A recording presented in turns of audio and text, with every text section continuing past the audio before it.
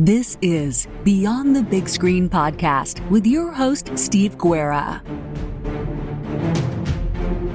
Thank you for listening to Beyond the Big Screen podcast, where we talk about great movies and stories so great they should be movies. Find show notes, links to subscribe, and leave Apple Podcast reviews by going to our website, beyondthebigscreen.com. And now, let's go beyond the big screen. Hello and welcome back to Beyond the Big Screen, where today we are once again joined by John David Ebert. Hey, John, why don't you introduce yourself to the audience? Sure. I'm a cultural critic. I've written about 30-ish books on various aspects of the arts, film, graphic novels, works of literature, all that kind of stuff. So I've been doing that for decades. All those books are available on Amazon. And I also have a school, the John David Ebert School for the Study of Culture, Cosmology, and the Arts. Right now, we're reading through Finnegan's Wake. We're about halfway through James Joyce's Finnegan's Wake in that class right now. And we're getting ready to do another one in a few weeks. And that's pretty much it. Yeah, I tried reading Finnegan's Wake, and I'm probably going to need you. I probably need your class to help me understand it. Yeah, it's rough. Yeah. It's a very a core group. There's about 5 of us who always attend. They always show up and they always do the reading, and we're having a great time. It's a lot of fun. So on today's episode, we're going to be tackling what I would say is my favorite film of all time, Twin Peaks: Fire Walk with Me, and it came out in '92. It's written and directed by David Lynch with the help of Robert Engels on the script. This movie came about after the cancellation of the Twin Peaks TV show, and which the TV show is generally considered groundbreaking television. It really changed how everyone saw the medium. In particular, the first season, not so much the second season. We might get into kind of just what happened to Twin Peaks a little bit during this episode.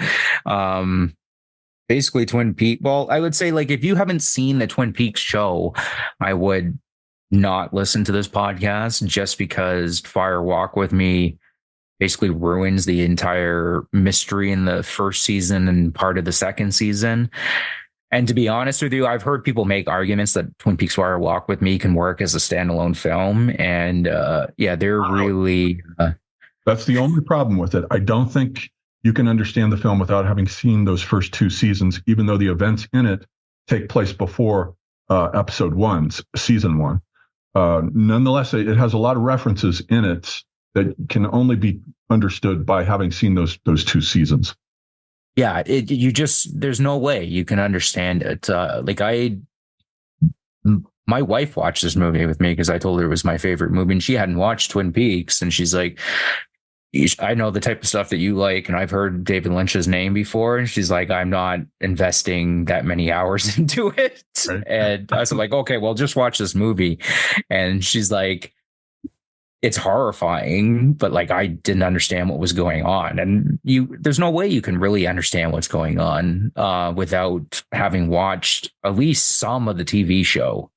It just wouldn't make sense. Like, I listened to a couple of people that were saying that it works as a standalone film, and I'm like, no, it doesn't. It can't. You have to have, and then that's the thing, is people push back on it and say, this is why this is like the main issue with the film. But if you look at art in general, like a lot of art in general, like, unless you have, like, I wouldn't say there's examples in art where, like, unless you kind of have an understanding of something that was written previously, you wouldn't be able to understand something that happened later, right? Like, I'm not even sure that you could understand George Lucas's Star Wars prequels without having seen the original films, even though they take place before it.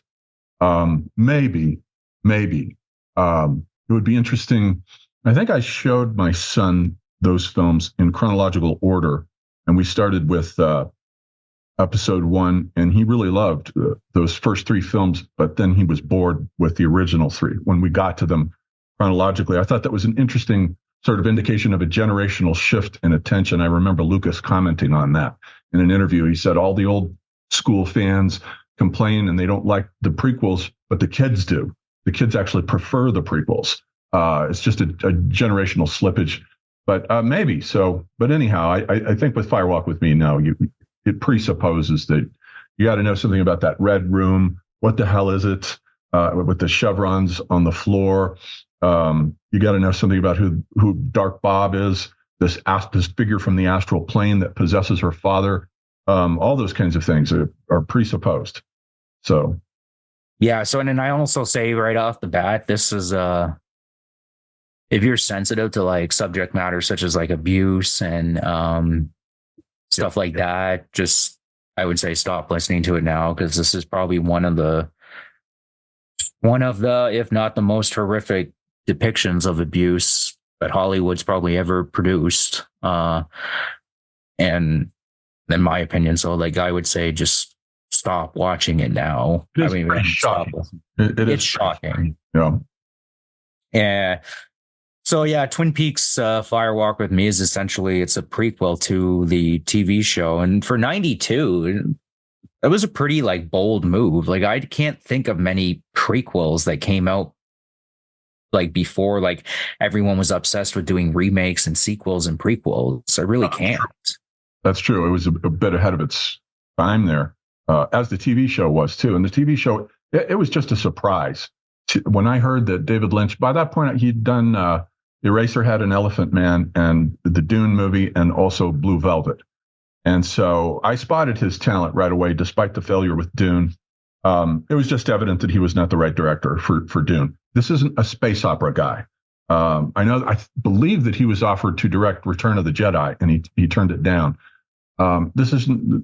Space opera is just not his genre. His genre is horror and noir, and crossing horror and noir together, both of those two genres. And that's basically what we get in Twin Peaks. It's horror crossed with the genre of the sleuth detective invented by Edgar Allan Poe and Sherlock Holmes, Arthur Conan Doyle's character. That's what Cooper is. He's a transformation of that archetype. But with horror now, that means we have present the astral plane, which is essentially what horror usually is about, unless we're just talking about stalkers and slashers and so forth. It's the eruption of the astral plane into this town called Twin Peaks. These spooky, discarnate, disembodied beings that have come in. And insofar as Lynch attempts to picture the astral plane, all we get of it is that red room. The red room with the chevrons on the floor. Now, those black and white chevrons are one of the world's oldest glyphs. They go all the way well back into the pottery Neolithic, 6000 BC, as a symbol for water. And so we've got the watery abyss there. And the red is, of course, associated with grave burials. Graves, ever since the Paleolithic, usually are sprinkled with red ochre. They put red ochre on them. And the best guess for why was my mentor, William Irwin Thompson, said, it's menstrual blood. It's meant to be symbolic of menstrual blood, because the reason the woman stops menstruating when she's pregnant, it was assumed, was because she's using that blood to build the embryo. Obviously, that would have been obvious to those people. So you put the red ochre on it as a symbol for menstrual blood to rebuild the next body for that person. So it has all these underworld associations. And the abyss, too, in Lynch, there's the abyss in the sense of the astral plane, which is an actual real abyss. It's a series of rings, actually, that surrounds the earth with discarnate, disembodied souls. So we should probably define what I mean by the astral plane first. Imagine it as a series of rings. Now, I've recently discovered that we go to the same place when we die that we go to when we dream. It's the astral plane. It's the same exact place. I've discovered this reading Robert Monroe's books, Journeys Out of the Body. He was the guy back in 1971 who figured out out-of-body experiences, and he taught himself astral projection. How to lift his astral body out of his physical body while awake, because we all do it every night. Every night, the astral body separates from the physical body, and the etheric body stays there because it keeps the body nice and warm and alive on all of its autonomic processes. Then the astral body goes into the astral plane and has all kinds of adventures every night. Then it goes back. So it's an automatic process that we all do every single night. But Robert Monroe taught himself how to do it consciously, and then he taught other people how to do it as well. And so his book is full of incredible journeys through the astral planes, all the weird creatures that he encounters. And he says, what will be there in the ring that's closest to the earth are the people who are asleep and dreaming. They are the ones who, we shouldn't say closest to the earth because it interpenetrates the earth. It's not physical. The astral plane is a different, subtle, energetic dimension that's always present with us. Certain people can be tuned into it and they'll pick it up. They might see ghosts. And the next realm after the dreamers, the people who are asleep and dreaming, having adventures, then there are the ghosts. These are the ones that Robert Monroe calls the locked in ones. They don't know they're dead. They're wandering around in the astral plane. They still have earthly attachments. They want to get back to their bodies, so they don't know where to go. And that state can go on for centuries, but not forever, because sooner or later, what the higher powers do is they will send rovers down to fetch them and bring them up into the bright light world that's beyond the astral plane, called Divashan. So that's the cosmology here. And I think with artists like David Lynch, he may not consciously know that that's what his work is about, but it is. That's what he's doing. In fact, all of his films, almost all of them, are based on the invasion of the astral plane, except for a simple little film like The Straight Story. That has nothing to do with astral forces there. But yeah, so that's what's going on. And the other abyss then is the abyss of postmodern nihilism, that these characters are heading toward, and art in general after World War II starts heading toward the abyss of meaninglessness. In postmodernity, things no longer mean anything. They're just sliding signifiers that have come unstitched from their quilting points, or they're attached to a transcendental signified like the cross. That was a transcendental signified that anchored Western civilization with a steady system of signifiers, saints and angels and hierarchies and what have you. But all that has collapsed. It's all been dismantled. And as the result of that, we no longer have a metaphysical immune system to protect our psyches from invasion by beings from the astral plane, some of which are demonic, some of which are human. It depends. But I think Lynch is dealing more with the demonic types. Bob would be an example of a demonic entity. Yeah, it's interesting you say that because, David Lynch, he's a big practitioner of transcendental meditation, right? He talks about it endlessly. Like, it seems like those are the only two things he cares about in his life, is like making films and transcendental meditation. I think he talks about it constantly. Of Indian philosophy, he seems to be aware of like the basics of it. So, yeah. Like my overall like history with Twin Peaks is like it's a pretty personal show for me, actually. Like, it was it's really what sparked. I was in college when it came out in 1990, and it was all the rage. We were all just, wow, did you see this? It was a big deal in college. Yeah, it was. Well, it's what really kind of sparked like the fire in my brain, I guess. Like the title of the movie, like for like abstract thinking and artistic thinking. And I remember like a pretty young age, my dad telling me to watch the show, and like, I'm not gonna lie, I almost kind of gave up after 2 episodes. I was like, what's going on here, right? The only thing that kept me watching the show was Audrey Horne, because like I was yeah, I was just about to guess it's either Audrey or Laura, but yeah, for me it would be Audrey. Laura's not my type. Audrey is precisely my type. Yeah, it was Audrey Horne, and when I was a young kid, I was like, oh man, I had the Sherilyn Fenn, right? That's her name. Yeah, I had the hots for her and just her character in general. Absolutely. But then the sequence happened, I believe it's in the 3rd episode, if I'm remembering correctly, where Cooper has his dream and you see the dwarf and Laura, and they're talking backwards, and what you talked about with like the wave floor and the red curtains, and I was just hooked. I was blown away. I was hooked from that point on. And I don't even think like blown away like really does it like justification. It was like almost kind of like a religious experience. You know how like people talk about art in the sense like something so fundamentally like changes in their brain after experiencing certain types of art. That's kind of what happened with me. Like, there was no going back to like just watching normal stuff and enjoying normal stuff from that point on. Like I do it, like I enjoy like fun action films and stuff like that. But there's always a part of me that's just like, oh man, I'm getting a little bored. Like I can Nothing else is like a David Lynch movie. There's nothing even approaches it. It's its own unique world. It's been a real privilege watching this man develop as I was developing intellectually, going through college, watching Blue Velvet early in college, and then a few years later comes Twin Peaks, and then his later magnificent Los Angeles trilogy, Lost Highway, Mulholland Drive, and Inland Empire. I'm a huge fan of all three of those films. And then the Twin Peaks reboot I thought was spectacular. I just thought it was awesome. Yeah, well, that basically been like, as soon as I watched Twin Peaks was kind of like my first exposure to David Lynch. And then after that episode, I was like, okay, I got to watch everything this guy ever did. Like I have to. Everything is good. Everything he's done. Even that simple film, The Straight Story, which was kind of an anti-Lynch film. It's almost like a joke that he's making. Oh, look, it's a G-rated David Lynch movie. How is that even possible? Well, come and watch. It's a simple, straight story. No astral plane stuff. I thought that was funny. It was kind of like a joke. Yeah, I actually quite like, I quite enjoy that film. But then there's like episode there I'm thinking about, oh, I see. It's rated G, so it's like. I thought it was funny in his head putting out a G-rated movie. I'm sure he was like, nobody's going to believe that I made a G-rated film.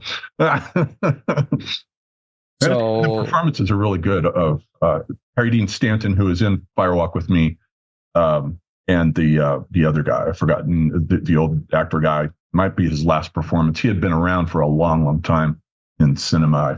His name is slipping me. And Harry Dean Stanton is brought back too, as I recall, in the third season of Twin Peaks.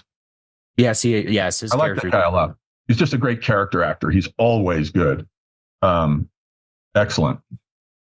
Yeah, and from my understanding, he's very well respected in Hollywood, just in general. Yeah, you can rely on him. He's to just play that guy, play the quirky, weird guy. Yeah, he's so good. I remember first seeing him. I think it was in Alien, where he plays Brett, and then also in Escape from New York, where he plays Brain. Similar names. I'm sure that's just a coincidence. John Carpenter's wonderful Escape from New York. Well, yeah, Harry Dean Stanton, like he's in this film, and Alien is one of my favorite films too, right? So, mine too. I've always everything he's ever been in. I'm not going to sit here and say like I've followed his career. He's done so many things as like a side character, but everything I've ever seen him in, I've always enjoyed him in it. So I guess just to kind of a little bit of background to the film.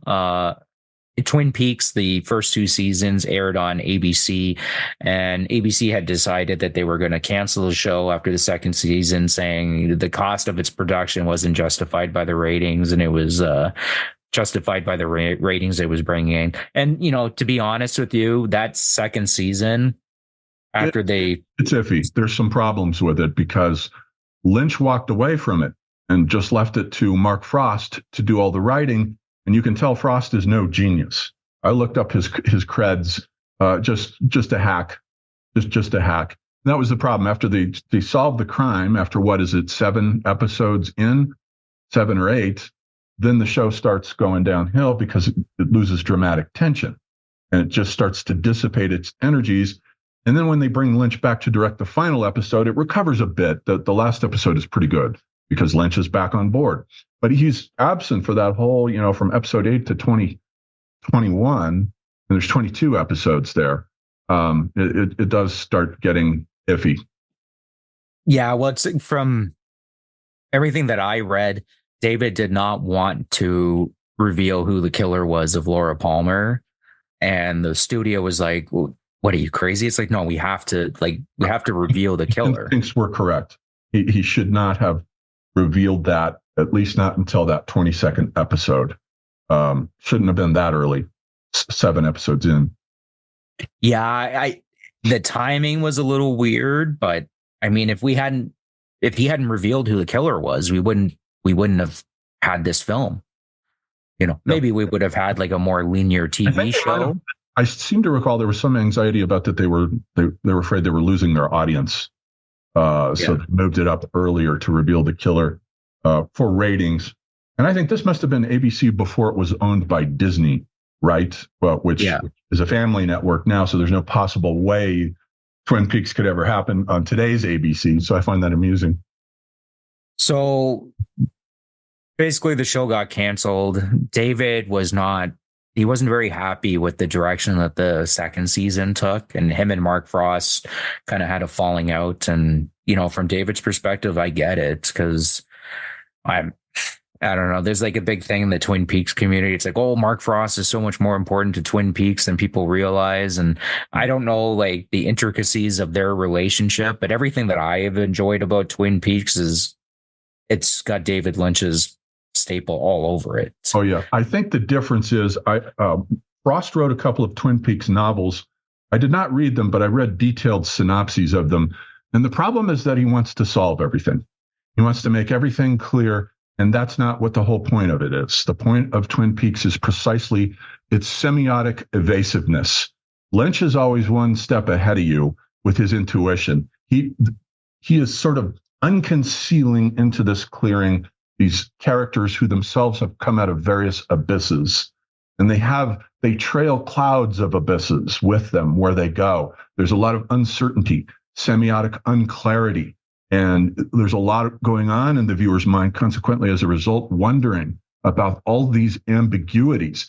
It's like the difference between Stanley Kubrick and Arthur C. Clarke's 2001, A Space Odyssey. It's the exact same dichotomy between these two artists.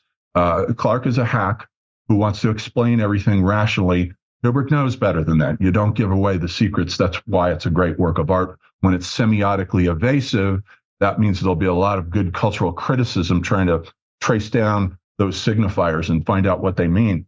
Then you read the sequels to 2001, which are written exclusively by Clarke, and he explains everything away. Oh, the monolith, he says, is a teaching device that's designed by the aliens specifically to teach human beings how to become civilized. Well, see, you're explaining away the ambiguity. And when you explain the ambiguities away, you think you're making things nice and clear like a detective story. You walk away from a good detective story feeling satisfied. Oh, there were all the clues the whole time. But with genius minds like Kubrick or Lynch, they understand the value of ambiguity. What makes a work of art great is precisely those darknesses, those difficult areas of meaning where we're not sure, what does that monolith mean? Please do not explain it to us, because we instinctively our nervous systems understand that it represents some sort of higher power. Whether it's alien or angels or what have you, doesn't matter. That's up to the viewer. So that's the problem with Frost, trying to explain everything away.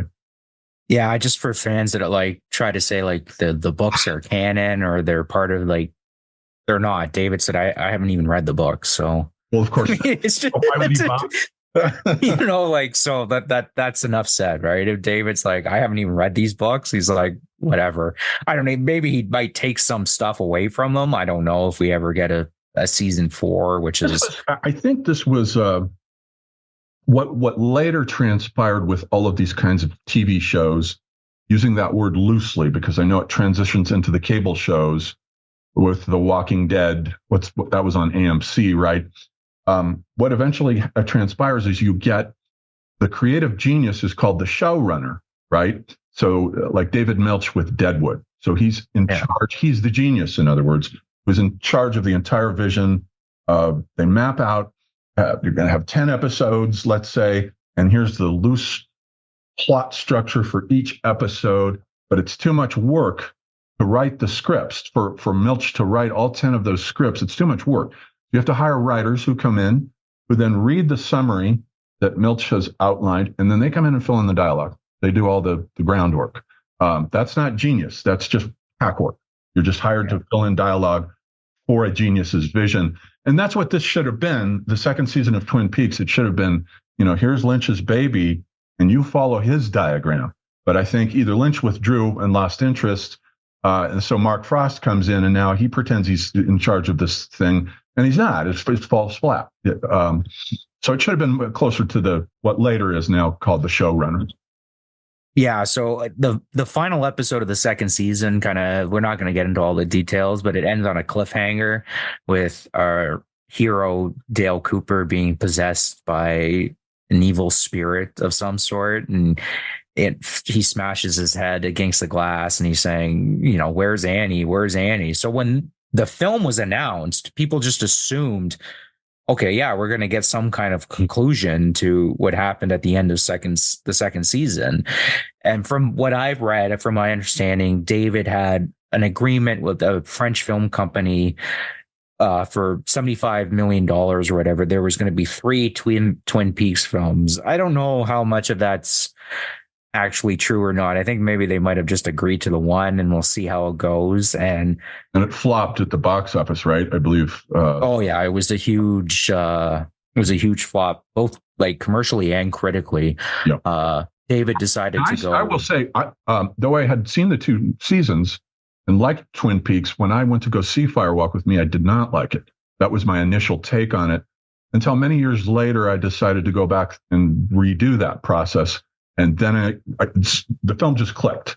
And I was like, no, this is a great film. Everybody missed this. It is one of Lynch's best films. Absolutely. Yeah. So like David decided he was going to drag the story back to its origins, right? He was going to do a prequel. And people are like, oh, well, that's an interesting thing to do considering how the second season ended, David. But what I think was what David wanted to do was, because after they had solved Laura Palmer's murder, the second season like basically drifted away. Like they weren't talking about Laura, and David wanted to drag the whole thing back to what the whole story was about Laura Palmer and what happened to her. So this was him like kind of readjusting the story the best way he could, and bringing the focus back to Laura Palmer, in my opinion. It's so all I guess for Palmer, although the third season breaks new ground, and it almost wants to. With the third season, he's developed so much as an artist in between. I think it was 2017 when it came out. The show is only peripherally about the town of Twin Peaks at that point. It's about all these other things. It's lots of scenes in New York and different cities. It's all over the place, and sort of salt and peppers scenes from Twin Peaks in, just because it's supposed to be connected to Twin Peaks. But he's outgrown Twin Peaks by that point, and he wants to take us into the other portions of the astral plane, you might say, which I thought was just spectacular writing. Yeah, well, I mean, as we go through this film, we're probably going to end up talking about third season a bit. I'm the same with you. I really loved the third season, but still at the core of like the third season is, who's the main focus? Well, I mean, it's Dale Cooper, but I mean, what starts the whole thing? It's Laura and her murder, right? Like that's what everything emanates from that. I mean, and years later, they re-aired the Twin Peaks TV show. I think it was on Bravo. And it was after this movie came out, David wrote a bunch of intros with the log lady for each episode. And I believe, if I'm remembering correctly, the very first intro that he wrote with the log lady was like, from one comes many, and her name's like Laura Palmer. I can't remember exactly the wording that David wrote and what the log lady used, but that was him. Like, it starts here and then it goes off. It goes off from this point on. What happened to Laura is what emanates. Her name has 2 trees in it, the laurel tree and the palm tree. That's really interesting, the connection with the trees. He's got this twin motif that keeps going through. Laura is twinned with Donna. So you get the classic blonde and brunette archetype setting off each other, like in Marilyn Monroe's film, Gentlemen Prefer Blondes. She's the blonde, and then I've forgotten who plays the brunette there, but they go back and forth, and she's the ditzy blonde, and the brunette is always solving her problems for her. That later then becomes Three's Company, where we get with Janet, the brunette, who's smarter than the blonde, and always solving her problems for her. So it's an archetypal opposition there. You've got the Twin Peaks right in the title. We have the Twin Peaks, which is a very, very ancient mythological archetype. Originally back in Sumer, the idea of the Twin Peaks was the sun god every morning uses a saw to saw open the earth so that he can then come out of it between 2 peaks. And in Egypt, these 2 peaks become the pylons. You have a pylon as you're walking down the central colonnade of a temple. There's 2 pylons. two pylons. Those are twin peaks from out of the cleft between which the sun is born. So we've got that motif with the twin peaks. There's one mountain on the western side and a mountain on the eastern side. The eastern side of the Columbia River that's going through them, the town is near. The eastern side is associated with industry, with the logging world, the logging operation of the Horn family, transforming trees into profit and capitalism, whereas the west is associated with the dead. The west is the spooky world, the astral world of ghosts and the ghost woods, as he calls it, and so forth. So there's always a difference engine that he sets up these oppositions. In the third season, we get the two Dale Coopers, the evil Dale Cooper and the dumb Dale Cooper. That is absolutely brilliant writing. And also, I would say Kyle MacLachlan's best performance as an actor was doing that. Those twins, especially the evil twin guy, he was amazing. Because Kyle MacLachlan is usually cast as the nice guy, the sweetheart guy that women love. Oh, this guy's so sweet. And then Lynch casts him contrary to his type to play the evil Dale Cooper, and it's brilliant. One of his best performances, absolutely. Yeah. That third season really depends on Kyle MacLachlan's performance, and he really carries it. It's beautiful. Steve here. We are a member of the Parthenon Podcast Network, featuring great shows like Scott Rank's History Unplugged podcast and other great podcasts. Go to parthenonpodcast.com to learn more. And here is a quick word from our sponsors.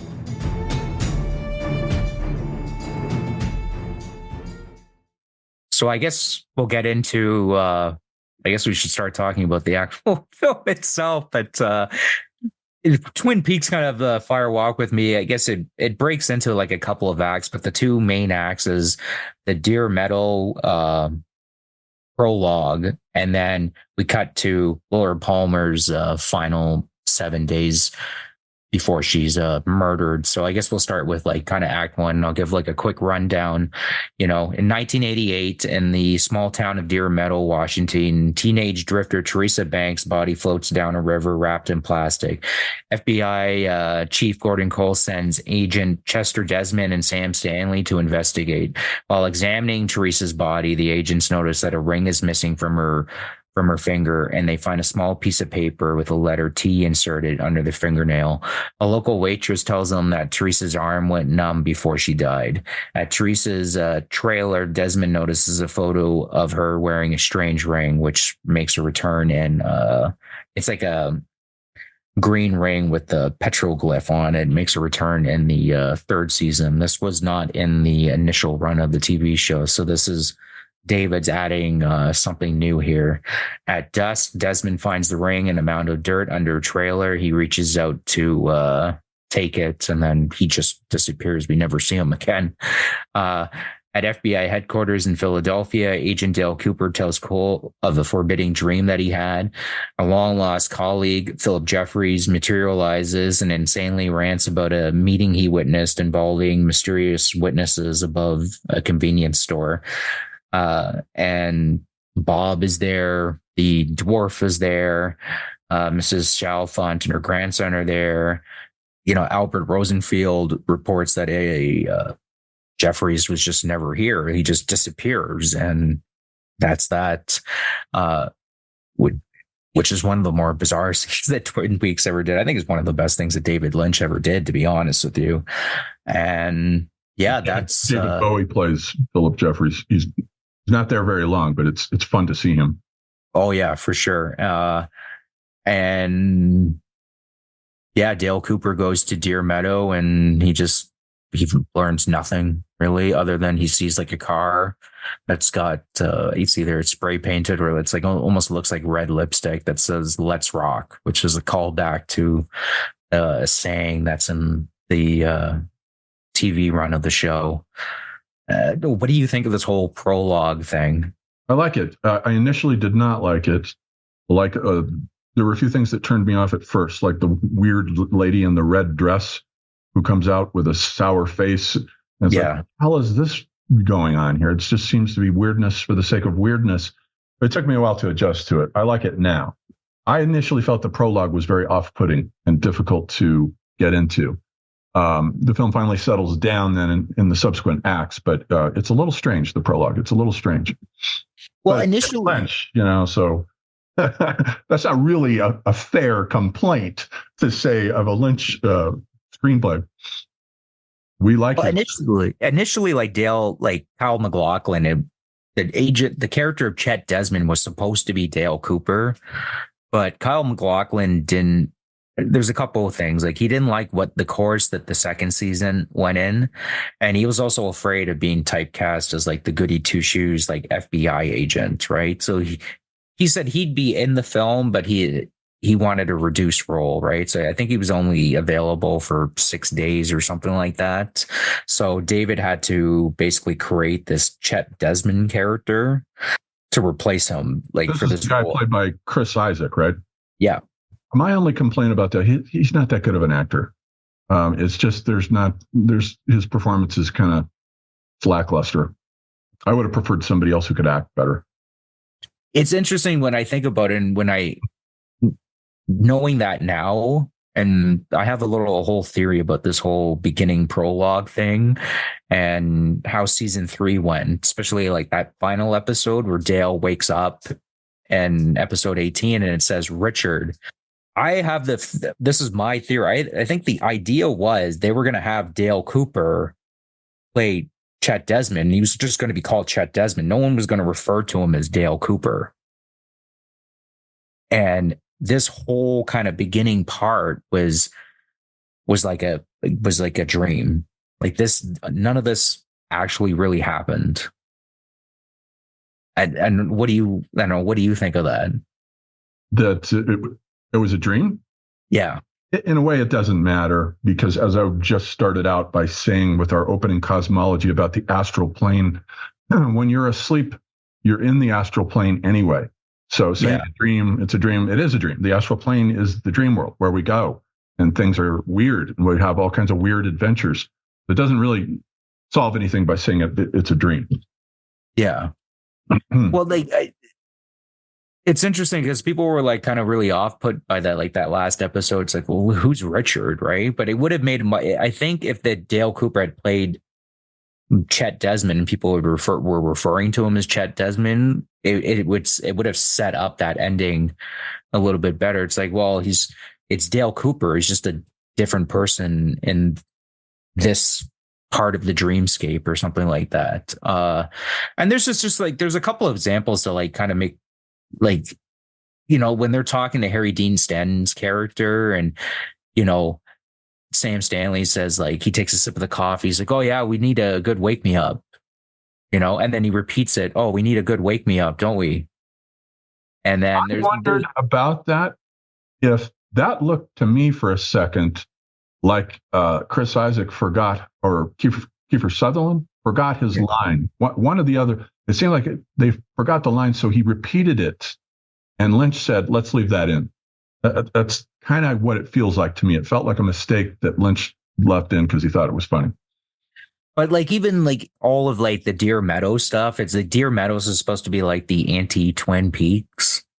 Like it's dirty, it's poor. Like like trash. It's white trash, right? Like the FBI agents show up to the police station, and unlike Twin Peaks, they're not helpful at all. If anything, like they're making it more difficult for them to investigate this murder, And then there's the scene at the diner where they're talking to the waitress who's supposed to be like, I guess, the anti-Norma, who's from the original TV show. Norma's this, Good way of putting it. Yeah, I didn't think about that, but yeah, she's like the anti-Norma. Like, so Norma's like this beautiful, like friendly, girl, and you want to go to the Double R to eat because it just seems like a nice place. This is the last place you want to eat. Like, she's smoking a cigarette and it looks like it's going to be dropping in people's food. But then there's like a scene where there's another patron at the restaurant, and is like, are you talking about that little girl that was murdered? And then there's like kind of Chet Desmond asks, well, do you know anything? And he's like, well, I don't know anything. And then he asks again, are you talking about that little girl that got murdered? He repeats it again. There's like this, it's the twin motif archetype that is structuring Lynch's thoughts as he's creating these narratives. He likes things to appear in pairs. Even when people say things, he likes parallel realities. I just, to me, like I take a couple of these things and they kind of add up, and it's like I think David is hinting at us. It's like, well, not everything is not like things don't appear exactly the way they are. Like I think he's hinting that like this isn't actually happening in like the real world and that we understand it, right? Like the people repeating themselves, people talking about waking up. Carl even talks about, he's like, I've been to places. He also mentions like, oh yeah, it's okay that you woke me up. I was having a bad dream anyways. That's right. You know, there's just this couple of things where I think, and this isn't entirely my theory. I believe there was a guy, who really got me thinking about this. He wrote the theory, I think it was for Twin Peaks, like wrapped in plastic or something like that. I can't remember who actually came up with this theory that this entire Deer Meadows sequence is kind of it's not really happening.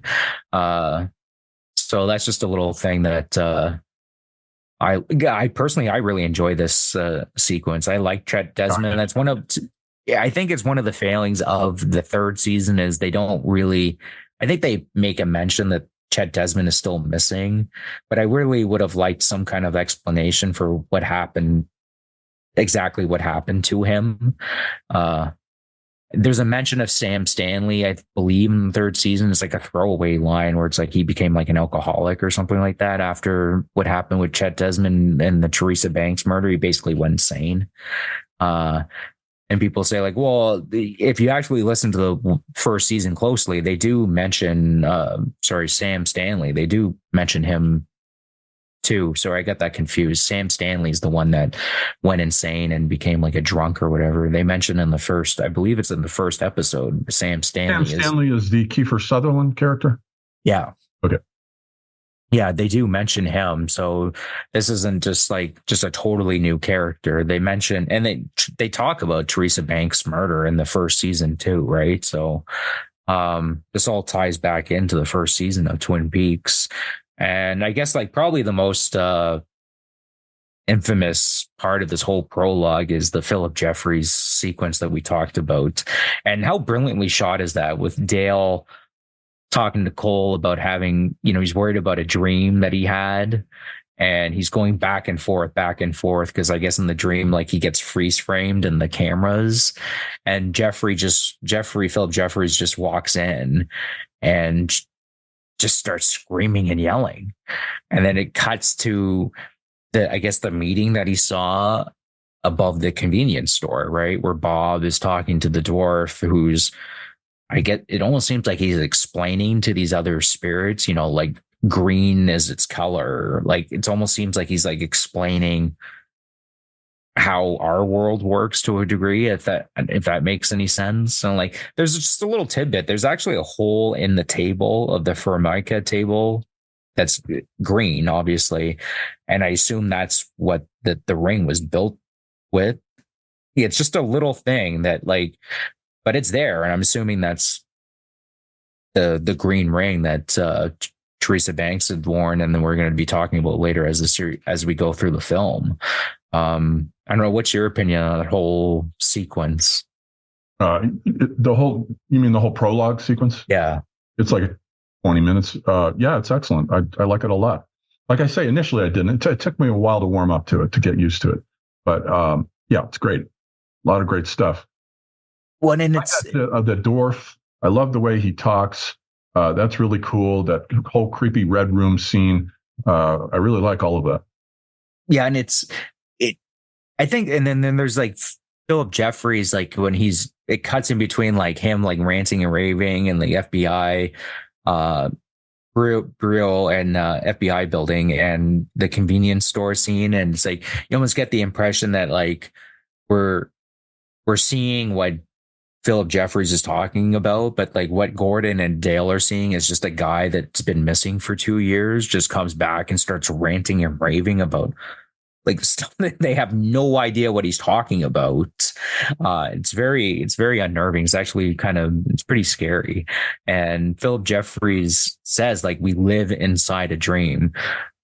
And I think that's like David kind of giving us like a pretty big hint. Like we're this is like we all live inside a dream, right?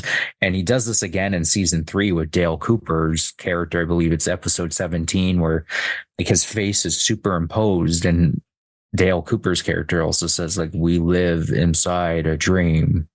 So, which is true from a certain point of view, because in the New Age cosmology that I sort of put together, our higher selves remain behind in the astral world there, and they go sort of dormant, and then they dream our lifetime into being. So our lives on the physical plane are the dreams of our higher self on the other side, dreaming us up and imagining what this lifetime would be like.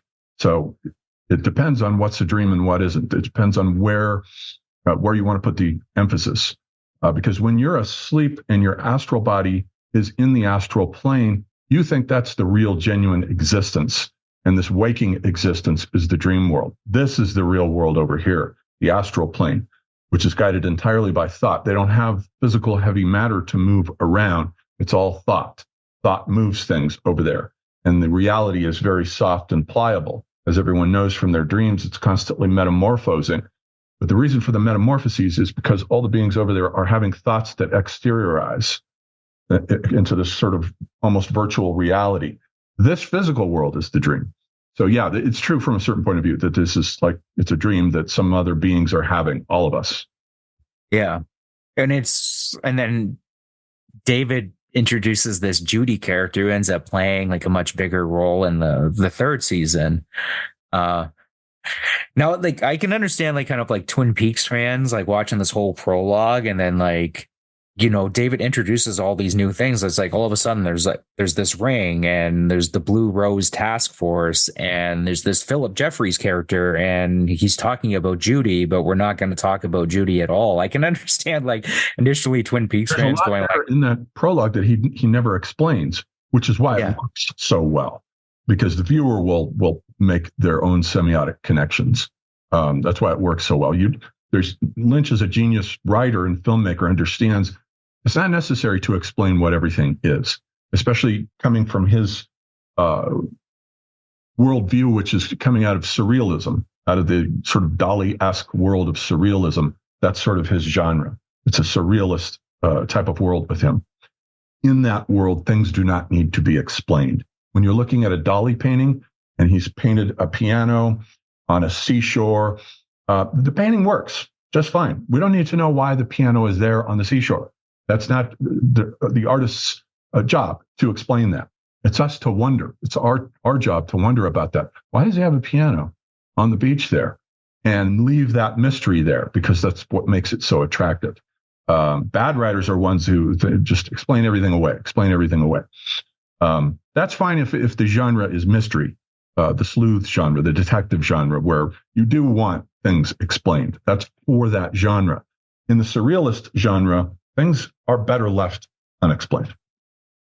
Yeah, that's what I've always told people in terms of David Lynch's stuff is don't so much try to understand it. I mean, that's how kind of the fun is, trying to figure out like exactly what David's saying. Like that's why people can watch a David Lynch film and 25 years later, they're still talking about it. Like that's what people were doing with Twin Peaks. Like that's part of the fun. It's almost, you just kind of go with how you feel in that moment while you're watching it unfold, and kind of go with your feelings more so. And like, think about it in terms of like, you're watching somebody trying to bring the dream world and put it on screen. Like try to make a dream real life is the best way is how I describe David's work to people. And sometimes like when you explain it like that to them, then something clicks and they kind of get it. And then there's other people, it's just like, I don't care to put that much effort into it. Sure. Yeah. There's a great degree of participation on the part of the viewer with the David Lynch film. He invites you to fill in the missing pieces. So it's very high participation on the part of the viewer with his stuff. So then it cuts to pretty drastically the classic Twin Peaks like music, and this is kind of Act 2, right? This is Laura Palmer's story, and it's just literally the Twin Peaks music, dreamlike music. And recall too, on that opening of the show for a second, it shows a bird, and that's interesting because then it shows flowing water from the river. Those two motifs are what Gene Gebser calls the soul's death pole and the soul's life pole. The death pole is always symbolized by birds and winged beings like angels, harpies. Anything that's winged is a symbol of the death pole. Anything that has to do with water is the soul's life pole. It's life pole, flowing water, animation. So we already there, whether Lynch knows it or not, he's already introducing us to two archetypes that the show is going to be about, the life and death poles of the soul. This is not the concrete world, let's say the hard-bitten detective world where everything is you can figure everything out and understand it clearly. This is the surreal astral dream world where things aren't so clear. When you're reading Finnegan's Wake, for instance, it's very hard to understand because Joyce takes us into a man's dream. He's asleep and dreaming, just as Vishnu is asleep and dreaming the dream of the world, space and time and causality, Maya, in other words. That's Vishnu's dream. That's Finnegan's dream as he's asleep and dreaming. And Joyce deliberately obscures the prose so that it's very difficult to read and understand.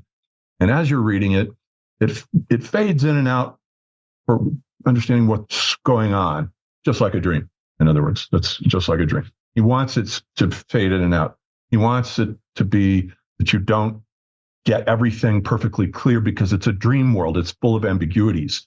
And dreams are made of a different kind of matter. It's called subtle matter, what the Indians called sukshma, subtle matter, as opposed to the gross or physical matter, which they call stula. Stula is gross matter, physical matter governed by the law of causality and illuminated from without by either the sun or fire or what have you. Whereas the dream material, which will be then the same material that the astral plane is made out of, sukshma material, is self-luminous. It radiates its own internal light, like bioluminescent fish at the bottom of the sea, and it changes form rapidly. It is not governed by the laws of causality of the physical world. So the sukshma matter, the self-luminous matter, is the matter that dreams and myths in the astral plane are all made up out of. And that's what Lynch is doing, bringing us into that sukshma world of things that radiate their own weird, eerie, glowing light. And there's a lot of weird, eerie, glowing light all through this film. Well, I would say like that opening, like when the music turns on and you see Laura Palmer walking and it's like, Bobby says something. It's like, oh, Laura Palmer or whatever. It's literally like that. Those couple of minutes there is about pretty much the only lightness that you get in this entire film. I mean, it was one of the criticisms of the film when it came out was there's none of that quirkiness that, I mean, you get a little bit of it in the prologue. The small town quirkiness. Yeah, that's sort of missing from the film, but it's a 2-hour movie. So, you got to stick to pretty much one character there. With a TV show, you have a sprawling canvas with lots of characters, and all the characters in Twin Peaks are types. They are stereotypes, archetypes, iconotypes. Like you said, with the waitress, the nasty waitress is a type we're familiar with. So is the beautiful, nice, attractive, seductive waitress. That's also another type. Dale Cooper is the type of the detective sleuth who wants to shed rationality and reason on all of this mystery, this world that's surreal and completely resistant to being solved by the rational intellect. Dale Cooper is like a walking spotlight, trying to shine light into the abysses that are haunting this town. Everywhere he turns, there's another abyss.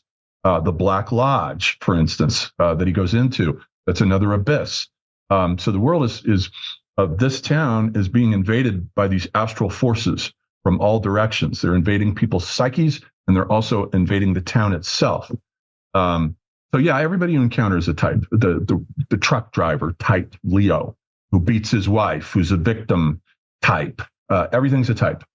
And I also think it was consciously like David was making like 100% sure. It's like you guys might have loved all that quirkiness and like kind of the light stuff that happened in the first season. As I recall, there you can get a bunch of other scenes where he filmed the the guy whose wife wears the patch, he's in a scene. That I recall there are several scenes that you can pull up and watch that he was thinking of putting in there that would have widened it to include some of these quirky townspeople.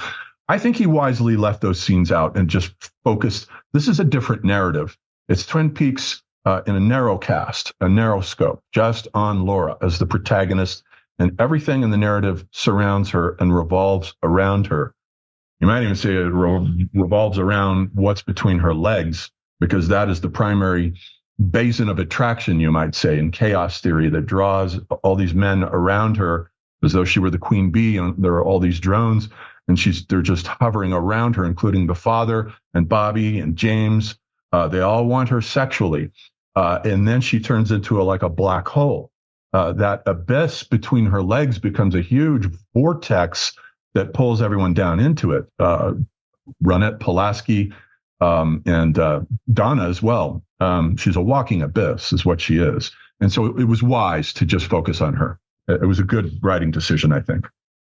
Well, and it's also, I think he wanted to really focus on like the whole reason Twin Peaks exists is this absolutely horrific story of Laura Palmer, like leading up to her murder. Like Dale Cooper, like coming into the town, like this wouldn't have happened unless this absolutely horrific things that happened to Laura. Like if these things didn't happen, then Twin Peaks wouldn't exist. Like it's built on this her horrific life, really. As we get like further along in the podcast or whatever, like I have a whole theory about the entire show, basically, like first season up until they solve her murder, and then the third season in this film that in my brain, I think it makes sense. It's the one I find most satisfying. But Lynch is using these very well-known genres, like the noir genre, the detective genre, and the horror genre. He's using them, and he knows what the rules of the genres are. For instance, the rule of the detective mystery genre is you start with a dead body, Laura Palmer. So you got a corpse. You bring in your detective guy, Dale Cooper in this case, or Sherlock Holmes, or whoever Poe's character that he invents, to then go back and reanimate, finding clues so that once he reaches the end of the narrative, then he can go back and rewind everything to tell you what led to that corpse happening.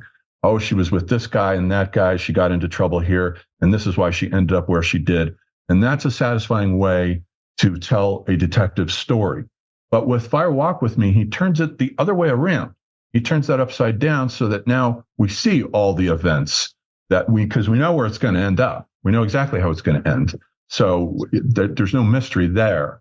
What the brilliance of it is, the things that he introduces along the way, along her path into the abyss, all these very fascinating things happen around her, all these spooky ghosts and spirits and weird portals opening to other worlds, like that picture that she hangs on her wall with the door in it, and the painting that changes when an angel disappears from it. Reality here is dreamlike. It's very slippery. It metamorphoses without warning, just as your realities do in the dream world, the astral world. Well, I mean, very like the opening shot, like pretty much as soon as that music's done, we know that we're not in Twin Peaks anymore. Like it's like the first shot is like we see Laura doing cocaine, right? And she's sleeping with James Hurley. We know that from the TV show. So like she's cheating on Bobby, who's supposed to be her boyfriend. And she's also prostituting herself with the Jacques guy as a kind of pimp for her. Yeah. She's prostituting herself with these men. So she's a fallen angel for sure. There's nothing innocent about her. Yeah. And it's, like she probably, I would say like probably like the scene that really exemplifies the kind of opening sequence is the conversation she has with her best friend, Donna. And Donna says, do you think that if you were falling in space that you would slow down after a while or go faster and faster? And Laura, and it's just this beautiful shot that David is just focusing right on Cheryl Lee's face. And she says faster and faster. And for a long time, you wouldn't feel anything. And then you burst into fire forever. And the angels wouldn't help you because they've all gone away. And it just like that scene just hits me in the gut so hard because here's this poor girl, she's crying out for help, and she can't really explain what's going on with her to anybody because no one's really going to understand. Like, everybody knows that there's something wrong with Laura, but nobody knows just how bad it is, that what's going on with Laura. Steve here with a quick word from our sponsors. She's been being molested by her father routinely, whom she personifies as Bob, I guess, in order to protect herself. She imagines it, Leland, as this demonic entity, Bob. And then she sees the father's face, and it's like she finally realizes that the whole time she's been projecting Bob onto her father to protect herself, I suppose, from the reality. And that's it becomes a complete nightmare. But there's always Lynch's wonderful semiotic ambiguity, because we don't know for sure if that's the case, if Bob is her projection, or alternatively, if Bob is a demon being from the astral plane who is possessing her father. That seems to be more likely to me, that the father has been invaded by an astral spirit that's causing him to do this. And she's picking up on it. She's not projecting Bob. She's intuiting that there's a demon being inside my father. And that's a horrific thing for anyone to realize. It's awful. Yeah, that's always been the big debate about this film in general and Twin Peaks in general, is like, how much did Leland know what he was doing? Yeah. And then there's a scene with Laura comes home, and they're at Leland's at the dinner table, and he's asking Laura about her necklace. Like, oh, did your lover give you this? And he's like, look at the dirt underneath your fingernails. And to be honest, there's not a ton going on, but the way Ray Wise gives the performance and Cheryl Lee's performance, you could tell this is something that's been going on forever. This type of psychological abuse that's going on. And Sarah Palmer, Laura's mother, she's freaking out, telling Leland, just stop it. What are you doing? Just stop it. Just stop it. And, she doesn't like that. And there's just the shot of Leland, turns right to Sarah Palmer and says, well, what do you know what she likes? Which is just so it's so horrific. It's so disgusting, because it's obviously like a sexual reference of what's going on here. Father, it does seem like the father has two sides to him. He has the normal side at the dinner table when he appears like a normal father in a normal role, but then in other scenes he looks possessed. He looks possessed. Like in the end, the whole end sequence, this is clearly not a family man. So some demon is riding this guy. And well, later on in that, just a few seconds later, you see that intense evil face that he has, and this is Ray Wise's performance is just so brilliant. You slowly see it soften up, and he goes into Laura's room and says, he goes, "I love you so much," and Laura just doesn't. She doesn't know how to react, right? Because she's been having to deal with this type of abuse her entire life. And it's you can go back and forth with it. Is this the real Leland coming out of, is this the real Leland that we're seeing here? There's a moment where he's able to fight off. He does love his daughter in a normal father-daughter way. Yeah, it does seem like that. And then it flips into the demonic father. There's a part of me that kind of interprets it in the sense of this is Leland just kind of gaslighting her. This is, well, we'll get to the end, and then I'll explain my whole takeaway from this, and you'll probably I know for a fact you're just going to disagree with it, because what you were saying. That's why we're here, to disagree. Yeah. The movies. That's what. In my film class, I have my sidekick there is Josh Hicks, not sidekick, but like a Siskel and Ebert thing. So we get together and we arrange. He gives a presentation, and then I give my counter commentary to it. And usually we're pretty harmonious, but we had a blow up a couple of sessions back that left everyone's mouths what just happened with these two? Where we really disagreed over a movie. It was Quentin Tarantino's film, the one about Kill Bill, No, the one about the Nazis, Inglourious Basterds. I love every Tarantino film, but it's really an insult to my intelligence for me to believe that these Nazis are cardboard cutout stereotypes from Raiders of the Lost Ark. No, we happen to know that we've already got Schindler's List. We've already seen that they were normal people caught up in a very abnormal situation. That stereotype of the Nazi cardboard cutout is no longer workable in cinema. It has to be tossed out. Schindler killed it. So that's the reason I hate the film. But Josh loves it. He thinks it's a masterpiece. So we went back and forth, and we were really going at each other. So, but it was fun. The guy, there's a kid who attends every class. He steps up and he says, "That was the best 20 minutes I've ever heard so far from you guys. That was just awesome." So disagreements, people. I remember growing up watching Siskel and Ebert. You waited for them to disagree because that's what made the show so great, was how vicious they were when they disagreed, and they always disagreed on every show. Maybe not over every film, but they were rarely in sync. But that's what made that show so watchable, the tension there. And I remember the copycat shows. I've forgotten what they're called. Maybe one was called At the Movies, where they'll bring in two critics. I think one was Rex Reed and then some other critic. And it never worked because they were afraid to fight with each other. It never worked. One by one, each of those shows failed because they couldn't get the chemistry that Siskel and Ebert have, this hateful relationship, I won't even call it love-hate because I don't think there was any love between them. Those two guys thoroughly disliked each other. That's what made it so good and why nobody could replicate it, because they're afraid to get two people who will go at each other's throats. That's why that show worked, why it lived so long. Well, I mean, I'll lay it out. Like, I think all of Twin Peaks is just Laura Palmer's dream. I truly do. And it's moments where she's dreaming this entire world, but in the real world, what's going on is she's being molested by her father. Nobody cares. She has no one to go out. There's no one to help her. No one's listening. So she's dreaming up this world that's taking place in Twin Peaks. Like, you could say whatever, maybe Twin Peaks is a real place and this is where Laura Palmer actually lives.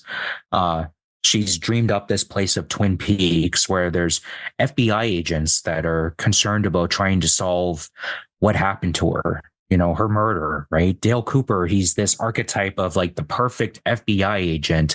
He comes into town and the entire focus is on her, Bobby. Maybe Bobby was like a boyfriend she had or something that was in real life at one point, right? But like the entire focus of Twin Peaks is it's all about who Laura Palmer is, and everyone is concerned about her. But I think in reality, what was actually going on in her real life is nobody cared.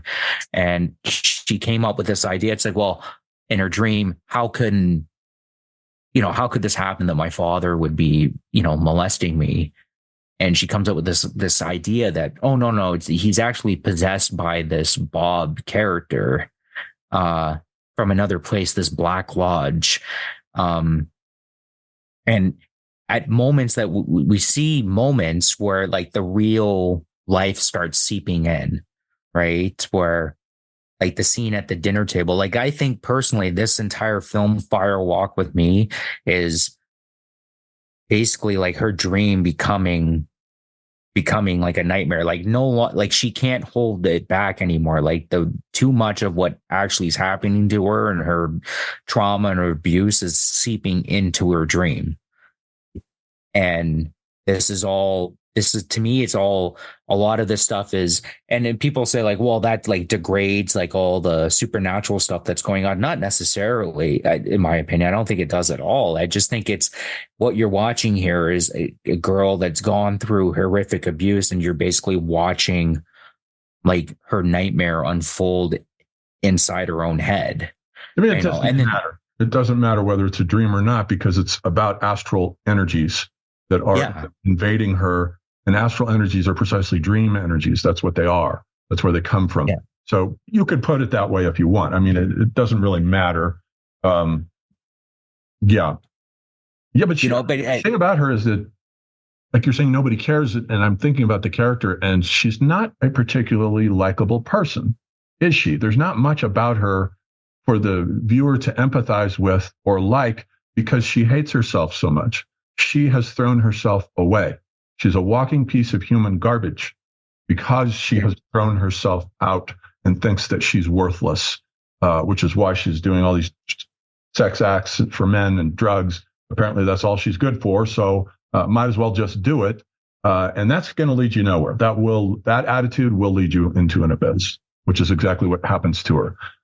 Like happens with I think of the famous porn star Shauna Grants, whom I wrote an essay about in my book, Cultural Decay Rate, who was a beautiful blonde. I grew up with her, one of the first porn stars I ever sort of fell in love with a bit, blonde, beautiful.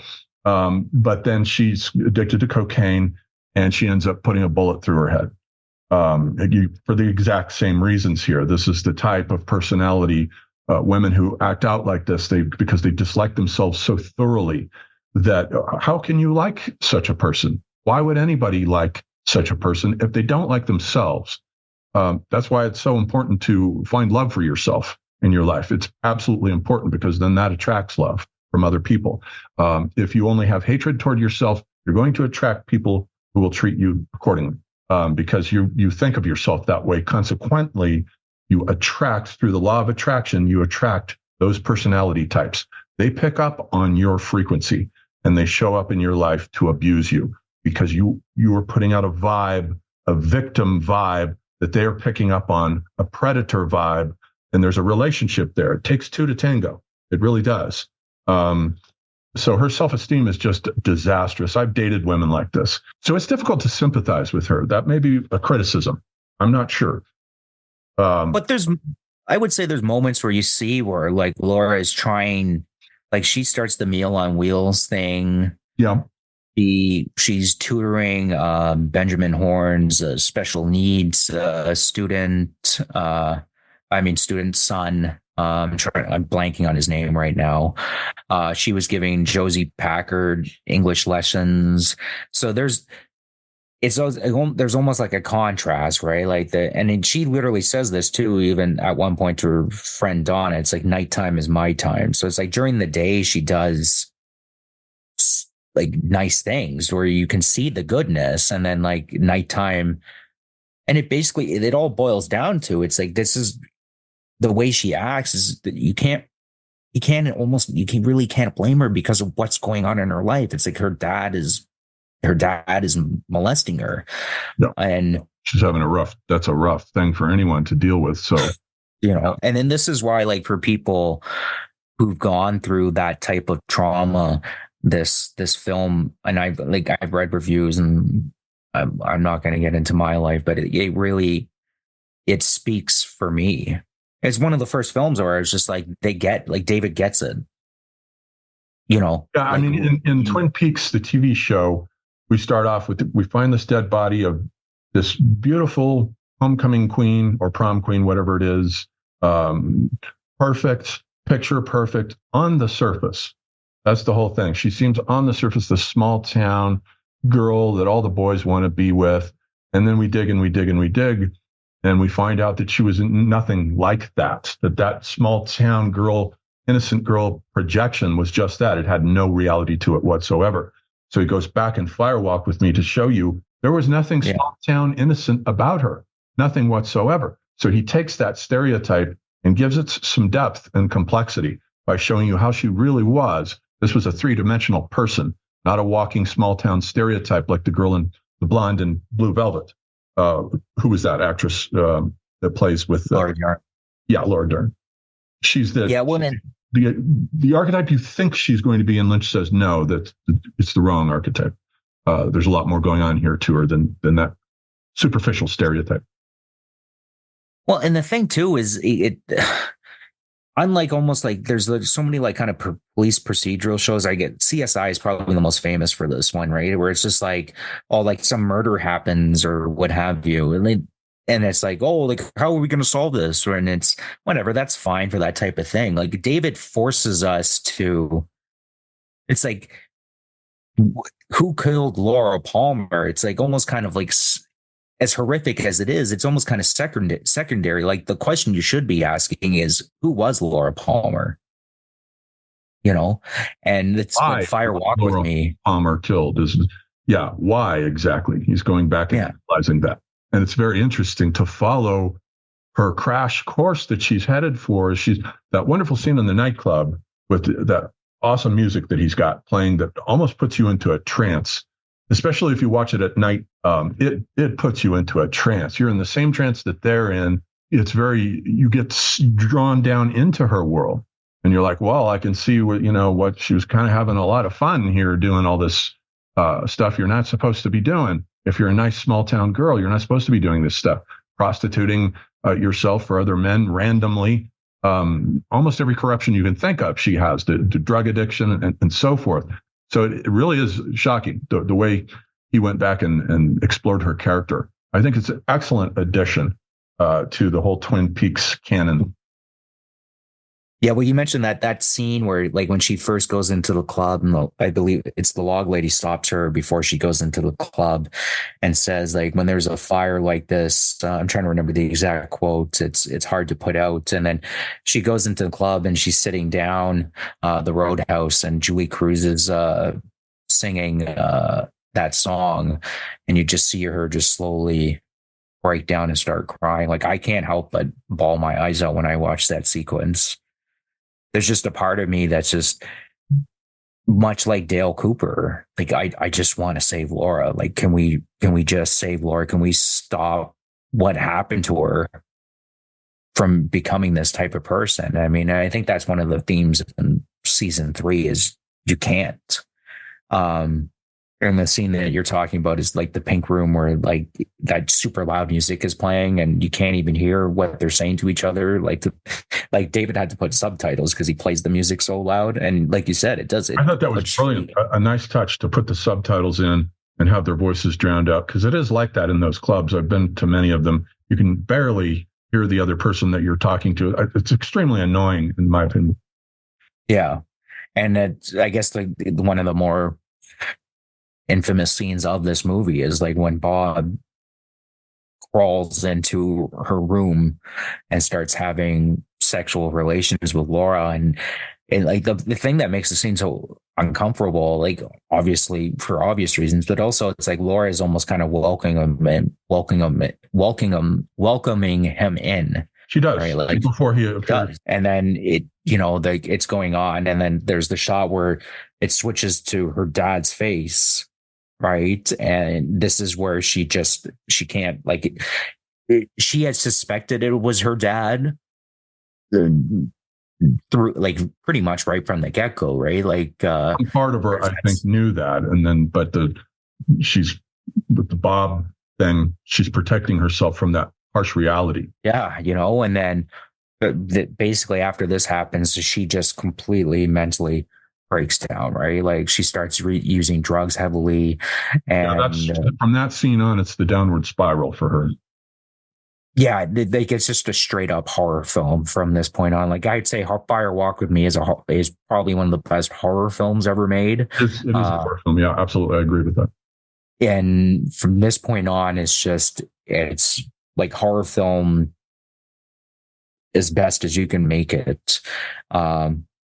It's interesting because now thinking about that prologue is interesting because with the prologue, though, it's not a horror film. It's a detective story. Here we got the detective characters. They come in, they've got a dead body, Teresa Banks, solving a crime. So he sort of adds that in there to set up a frame.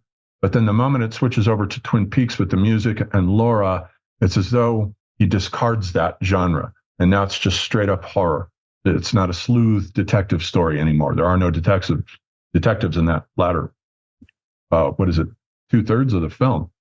Yeah. It's straight horror. It's a tale of this woman's descent into madness, prostitution, drugs, and ultimate oblivion.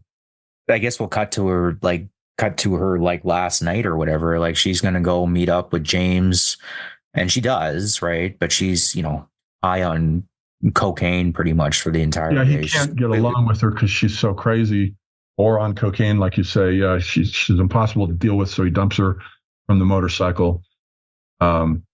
Yeah. But he's one of the few people. It's like, because he sees the good side of Laura, and he's like, I love you. I want you to get better. And Laura's like, you don't know, like the Laura that you knew. This sweet kid. He's modeling himself on the Marlon Brando archetype from The Wild One, who rides the motorbike and wears the black leather jacket. But he doesn't have a tough guy's heart. He's really a sweetheart. James is. Whereas Bobby is the James Dean character from Rebel Without a Cause. He's not quite so likable. Bobby comes across as just a wild card. He's headed for no good. It's going to be either death or jail for that guy. But James has a sweetheart. And so the contrast between them is really interesting because James illuminates, he does see good things about her, things that are worth loving. He thinks that she's worth loving, even though she doesn't think she's worth loving, but he sees the good in her. He sees that there's a good soul there that's gone awry. So that's really interesting writing, the contrast between Bobby, and it was an excellent choice to just focus on that threefold relationship there. Well, like I would argue too that Bobby did love her to a degree, but sure, absolutely. They both did. Absolutely, but for totally different reasons, I think. Yeah. Well, and it's like, I think Bobby understood Laura better than James did. And whether that was like a good thing or a bad thing, like showed, like Laura shows up to the house, like this is part of her last day. And, Bobby's heartbroken because he sees how messed up Laura is. And he's like, oh, it's like, you just want the drugs. Right. And Laura's like, well, it's not like, I need them. Right. And Bobby's like, it's okay.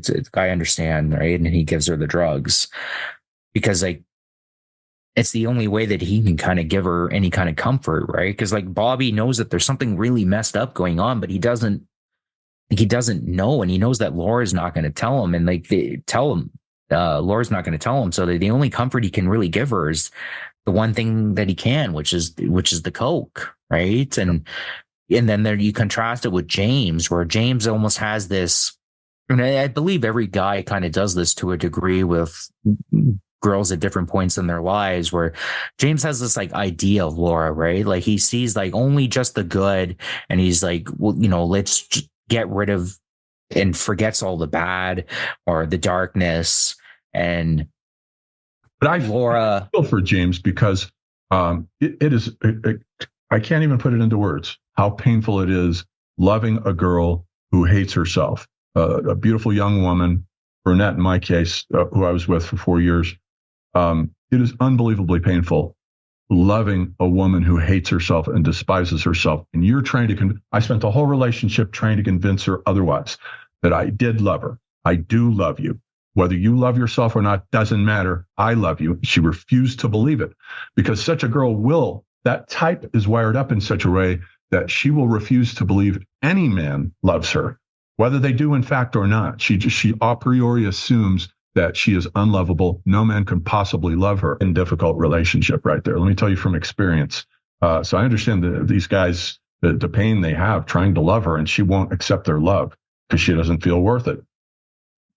Well, and she says like, and tearfully, she tells James like, the Laura that you knew she's no longer there.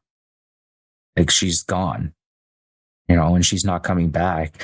And I think this is where some of her compassion comes in when she jumps off the motorcycle and just says, James, just leave me alone, because she didn't want to drag James into her descent.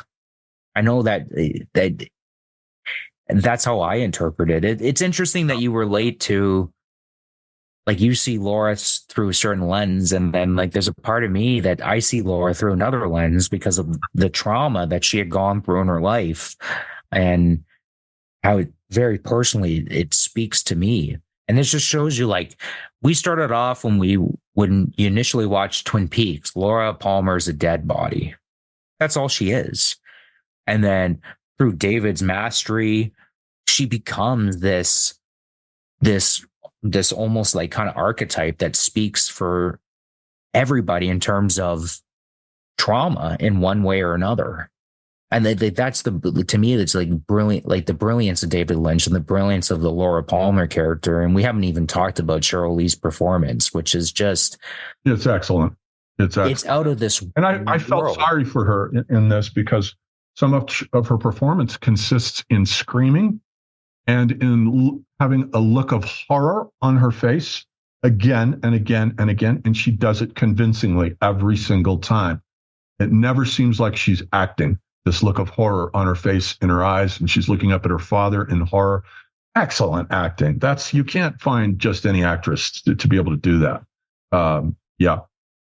Well, and it's like Laura Palmer is a real, like her performance is so brilliant in this movie. Laura Palmer is a real person in my brain. Yeah, you have no doubt about it. Absolutely. Yeah. It is 100% convincing.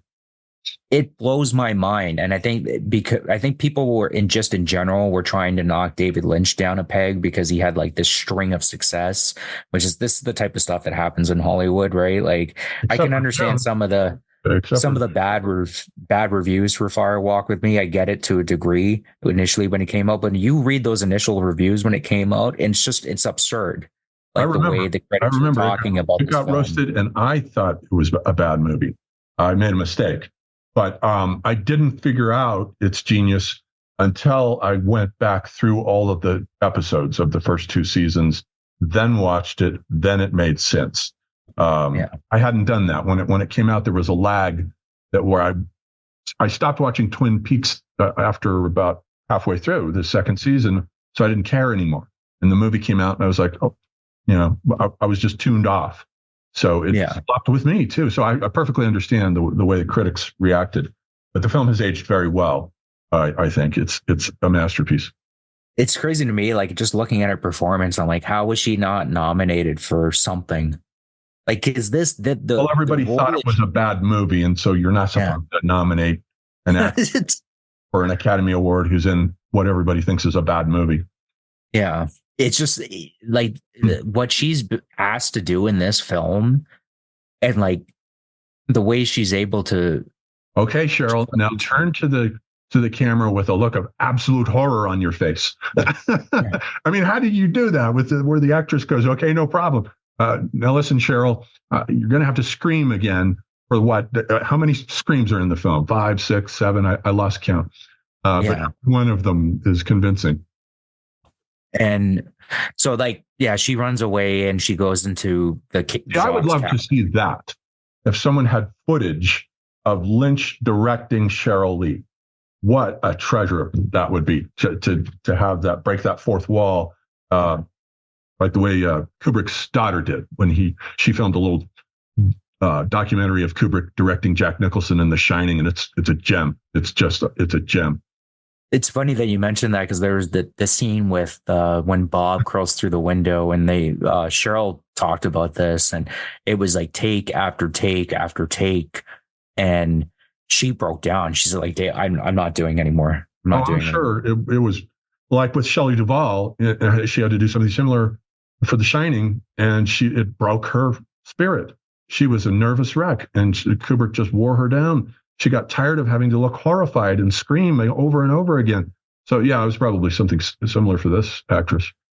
Yeah, even Cheryl Lee's gone on record saying it's when she sees there was a book written by David Lynch's daughter, The Secret Diary of Laura Palmer. It was written in between the release of the second season and the first before the second season was released. I've read it. It's rough. It's rough. It's crazy to think, like, I believe Jennifer was like 24 or something when she wrote this book. This is Jennifer Lynch. She's directed a few films too. I remember one with the actress Sherilyn Fenn was in it, where she played a woman with no limbs. That was hard to watch too. So his daughter has some similar taste. And Cheryl Lee said, like, when she sees people with that book, she says, like, still to this day she feels kind of violated, because she's like fully encapsulated the Laura Palmer character. It's like, no, you're reading my diary. How similar then is the diary to this film? The diary heavily, and I believe heavily inspired the film. Very much so, right? Because you're basically following I'd be Laura's interested in reading it then. Yeah, that's interesting. following Laura's last day. Like, we don't find out who the killer is, obviously, right? But if you're reading, it's crazy. Between season 1 and 2? Yeah. Okay. It's crazy to me. I figured out who the killer was when I initially watched the show. I figured out who the killer was pretty quick, which is based on how Leland was acting when I was pretty young. I was like, yeah, he did it. And so I don't understand how people didn't figure it out earlier. But I mean, we'll save that discussion for the end. Steve here again with a quick word from our sponsors. So it cuts to, she goes to Jacques and Leo's cabin. This is all talked about in the first season. She gets tied up, and we find Leland had been following Laura that night. He invades the cabin. He kidnaps him and Ronette Pulaski and brings them to the train car, in which is one of the most It's brutal murder sequences. Yeah, it's rough. It's rough, like with the music playing and the flashing lights and Leland saying, like, don't make me do this. That aside, apart from the horror of it, that is just some excellent directing in that whole thing with all the lights and like there's one shot that I find puzzling, but I love it anyway, where Leland is dragging the two girls and someone is shining flashlights on them. Doesn't matter who, it looks cool. I love it. Yeah, some people have mentioned that. Who's flashing the flashlights? I'm like, that thought ever. To me, it's just never even like. It looks cool. That's why he knows it's going to look. As a director, he knows it's going to look cool on the screen. Who cares who's shining the lights? It just looks cool. It adds tension to the scene, which is horrific. And so while this is going on, Ronette she's praying, basically saying, like, I've been a bad person, yada yada yada. Mm-hmm. And like an angel shows up, and angel from the painting shows up to redeem Laura. And that's the only redemption that she gets when this angel comes down. That's the only sort of gentle part of it, because in reality, that what would happen is this person would have been murdered. And then after her soul gets out of her body, it'll lift up out of the body and go into the astral plane, and it'll look down for a while on what just happened and kind of survey it, and then go on about its business to prepare for the next lifetime. So there is, in a way, always a happy ending. No matter how tragic the situation is down here, there is a happy ending. There's always a happy ending because life goes on. Move on to another lifetime, another body, another situation. Maybe that won't happen to me this time. It sort of works that way. Yeah, well, and so like Ronette, she gets saved. She prays. There's a part of it that almost feels like Laura's praying for her to be saved. And then we see the man with the one arm. That's like, I've stressed this enough. Like, well, at this point, if you've already been listening, like you have to watch the TV show to really understand what's going on in this movie. The man with the one arm, he tosses the ring in, and Leland screaming, like, don't make me do this. And Laura, she puts on the ring. And there was a scene earlier where Dale Cooper is telling her to not take the ring, this has been a whole debate in the Twin Peaks community. Like, was Dale giving her the right information or not giving her the right information? Like, you don't know for sure. Leland, he kills his daughter. And then you see the shot of him carrying out her dead body wrapped in plastic. He sees Ronette and sees her like kind of like, I don't know, he's passed out, or he assumes she's dead, or he just doesn't care whether she's dead or not, right? Like we find her in season 1 wandering along the train tracks. Well, that's what brings Dale Cooper to Twin Peaks, is because she crossed state lines, right? That's the only reason why he would be in Twin Peaks to begin with. And then we see like a shot where it's Laura's in the Black Lodge. She's wearing like a black dress and she's smiling. And, like Dale Cooper's got his hand on her shoulder, and she sees like an angel. The angel from her painting that she watched mysteriously disappear from that kitschy painting of people's eating around a table with an angel above it, and then it disappears. That's kind of interesting. I like what he does with the pictures, and the picture of that door that the old woman gives her at the beginning of the film, and she doesn't know why she puts it on the wall, but it keeps changing. The door at one point is open, and it's like a portal to another dimension, almost like in his film Lost Highway, where the character goes into a portal. It just turns black, and he goes into another dimension inside of his own house. It's like there's other realities. So I like those are nice touches that he does with the pictures. Well, how do you interpret the ending? Like, is it a happy ending? Only in the sense that I just defined, that this soul leaves the body. That's just one lifetime. There's plenty more to go. And I'm pretty sure Lynch believes that. I'm pretty sure that is his cosmology, reincarnation, karma, astral planes, and so forth. Yeah, it's not pleasant to watch. It's rough. This poor girl, because we know, it's just a movie, but it's a movie about things that actually happen. They go on this planet. Things like that do happen, and they're pretty grim. Well, that's always been life goes on, but it goes on to other lifetimes. Brian Weiss is the psychiatrist who discovered reincarnation through putting his patients into regressive hypnosis, and he says, "We've all been murderers. We've all been murdered.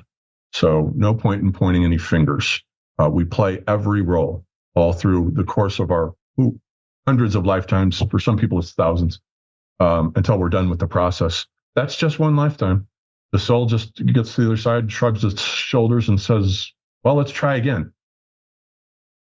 Yeah, it's interesting that you say that, let's try again, because I think that's like the huge theme in the third season, is like kind of like the great reoccurrence, where all of the, like, Dale, Cooper, Laura, they're stuck in this infinity loop, right? And at the end of season 3, in the final episode, Dale brings up, or Richard, or however you want to interpret that whole thing, let's just say Dale Cooper, like, he brings her up to her old house. I don't know what he was thinking there, to be entirely obvious with you. I love that ending for season 3. It's marvelous because he left the door open, for more stuff. And there were rumors, I don't know, he was going to do a spinoff of Twin Peaks. It had a different title. I've forgotten what it was, but Westera or something, or maybe it fizzled. Yeah, well, she screams, all the lights go out, and then, like, we get a shot. They're both back in the Black Lodge, and Laura's whispering something in Dale's ear, and then you see, like, this look of horror on his face, and, like, there's amazing that they got Cheryl Lee back again. It's pretty amazing. There's a part of me that's like what she's whispering into his ear, which kind of supports, like, at least my little pet theory, is like she's she's whispering, like, it's my dream, and it's just going to repeat itself again. No, that's the thing. Lynch is comfortable with ambiguities and uncertainties, and that's what makes him a great artist. That's why he's so much better than Mark Frost. In terms of artistry. Well, and it's like I said, like, this is, to be honest with you, when I heard the third season was coming out, it was like, well, this is fantastic. It's great, right? Like, because we'll get to see 18 hours of David Lynch. The third season is one of the best things David Lynch has ever done. I was so impressed. I can't wait to go back through and watch it again. I've watched it twice now, I think. I can't wait to go back through it again. But there was a part of me that, like, I was completely happy with the way Fire Walk with Me ended. Laura's in the lodge, she's smiling, she's found happiness in some degree or another. She's at peace, and that's all I ever wanted. Much like Dale, like, that's all I ever wanted, was for Laura to be happy again. Mm-hmm. And it's interesting. I guess to kind of wrap it up, because it's impossible to talk about this film without talking about the third season too, and a bunch of other, like in the first season, the second season, all kind of ties together. And, there's a part of me that's in this episode 17, you see they recreate this scene from Fire Walk with Me where she jumps off James's bike. But what ends up happening is like she screams randomly in Fire Walk with Me. And it's like, well, what did she see that she was screaming about, right? And most people just assume that she saw Bob in the forest, but what season 3 shows us, it was actually she saw Dale, and she didn't know exactly who Dale was at that point. She had only seen her in a dream before, and she had written about Dale in her diary. This is why those pages were torn out, and Dale intercepts her on the way to Jacques' cabin, and like literally just, it's like, well, all this stuff will happen. Like, she's not going to get killed. I'm not going to end up showing up to Twin Peaks. Like, all this horrible stuff that's happened. Like, what if Dale goes, like, what if I just literally just take her out of this? Right. And he can't do it. And it's that scene, like, the great thing about Lynch is that his universe is so flexible and elastic because there are all these different dimensions. If he wants to, he can do parallel realities. He can do alternate versions of events because his cosmology is so large and flexible. He's not nailed down to a boring realist paradigm. Realism is the death of all art. That's the thing. Hollywood had gotten this wrong for year after year after year after year when it only gave Academy Awards to films that were realistic, like Out of Africa, let's say, or which is a terribly boring film. It was one realist film after the next because Hollywood has this stupid idea in its mind, or did have, that real art is based on realism, which is an old, outworn idea from 19th century realistic novels, like by the Zola brothers. Boring. Realism is not the correct paradigm. It is degenerate. It's a form of cultural degeneracy. That's what it is. It's the death of art. And so Lynch understands that. So he has no interest in realism. And consequently, he can do anything he wants with his universe. He can do alternate versions of Dale, alternate versions of events that might have happened, but they may have happened over here in a parallel dimension. So he's got this very astral, flexible cosmology that he can bend and warp like dough and do whatever he wants with it, give himself permission to do anything. That's sort of what comes across in that third season is the how infinite his cosmos is. That's what I like about it, because it just opens up in that third season from a small town to just all of these cosmic portals and forces and spirits and so forth. It's really a major achievement, in my opinion, that third season. Well, you nailed it on the head. And to me, this is why Twin Peaks in general is just, it's so emotional in the sense of it's because it's interspliced. There's bits where it's like horrifically real, right? Like we mentioned, where Laura realizes it's her dad, but it's interspliced with like this surrealism aspects, and it's almost kind of expressionistic type of acting that's like almost kind of like a throwback to like the old like silent film era, right, where it was like hyper expressive facial emotions, and non-realistic was what silent cinema was. It's almost like to get more real than real, you have to go, as you've pointed out many times in this podcast thus far, almost to this astral plane where things they don't make sense entirely, right? Like you're dealing with perceptions, you're dealing with expressions. They finally changed their minds with Lord of the Rings. That was the first non-realistic film, as far as I'm aware, that they gave the Academy Award to.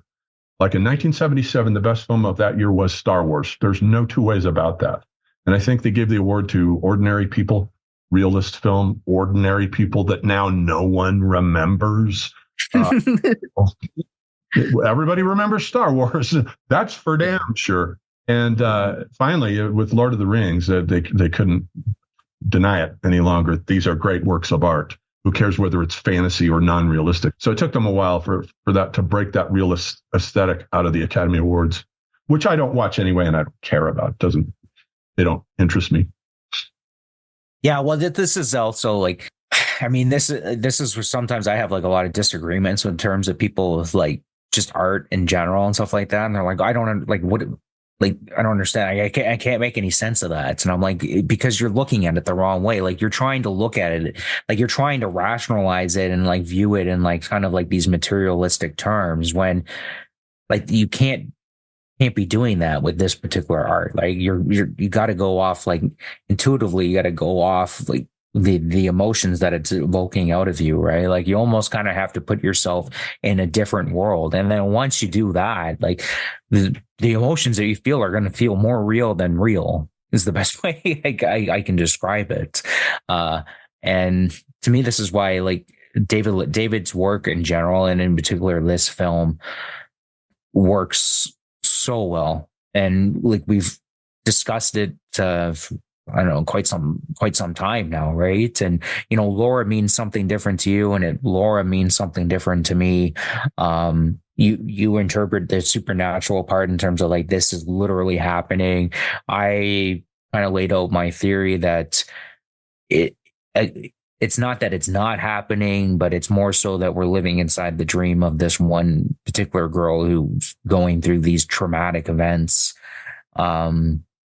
Which is, I mean, both of them are very valid interpretations. And if you were to talk to David, he would probably have, well, he's not going to tell you anything, but he probably like, yeah, just go with it. Yeah, go whatever you want. Do you know what I mean? There's explain to you any more than Kubrick would explain to you what his films meant. He's like, no, that's your business. There's a part of me that almost wishes like David's getting pretty old now. So like, I'm hoping that maybe we get like a season. Something else good before he goes.